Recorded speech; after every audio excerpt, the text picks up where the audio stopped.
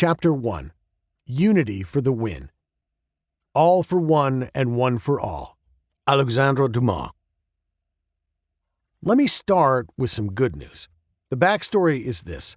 I've pastored people for the entirety of my adult life and have seen the impact of the local church in the lives of families and communities and cities at large. The local church matters.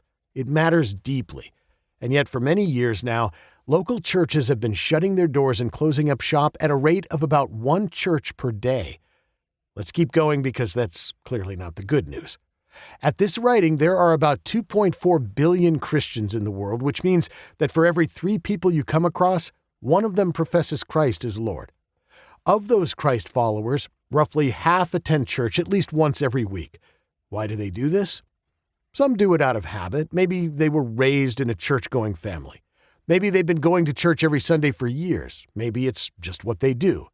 Also true is that some do so out of sheer obligation. If there are points to be had in heaven, they want their name on the board. But what I've found is that most Christians involve themselves in the life of the church for other reasons.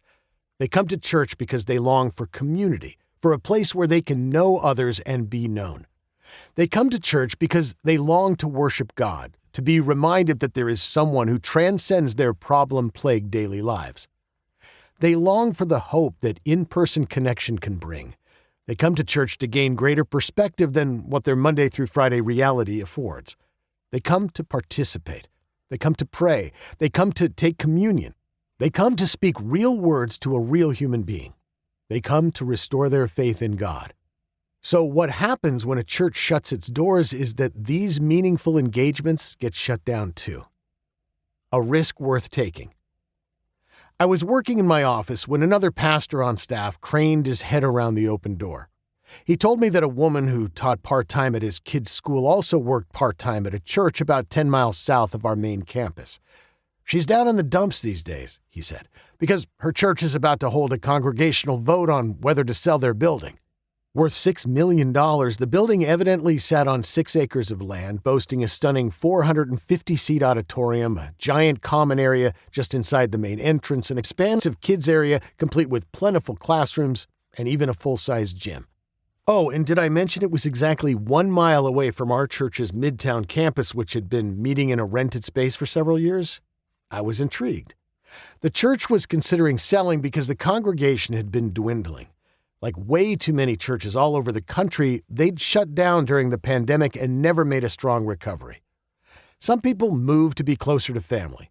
Some people sat out for so long that they didn't know how to come back. Some people got into disputes with other members, and in the end, they all disappeared. Now, they couldn't afford their monthly mortgage. The only option, they figured, was to close. In the 15-plus years I've been at New Life, I've cultivated close relationships with many pastors in town. But this man was one I'd never met. I wasted no time in placing the call. "Pastor Lee," I said, "this is Brady Boyd from New Life Church. I understand from one of my pastors that you're thinking about selling the place, but before you do, I have another option for you to consider." If my math was right, the monthly mortgage for Pastor Lee's beautifully appointed building was 40% less than what we were paying for rent for Midtown's temporary situation. This was too good to be true. That first phone call with Pastor Lee led to several more, and in the span of 6 weeks, the elders and I were ready to jump. If all went well, we would combine forces with the 50 or 60 congregants who still called the church home. We would absorb the outstanding loan on their facility. We would pay their remaining staff for 1 year's time, and we would begin meeting there officially as New Life Midtown before Easter weekend rolled around. As you'd imagine, I was fully on board with this plan. New Life's elders were fully on board with this plan. The senior staff I'd talked to were over the moon regarding this plan. But despite our one-sided enthusiasm, this was a lot for Pastor Lee to contemplate. After all, he didn't know me.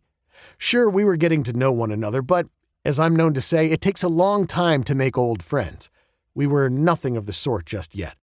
He also didn't know our people. He'd heard about New Life, but given that we're governed as an independent church and his church was denominational, both doctrinal and preferential issues were certain to crop up.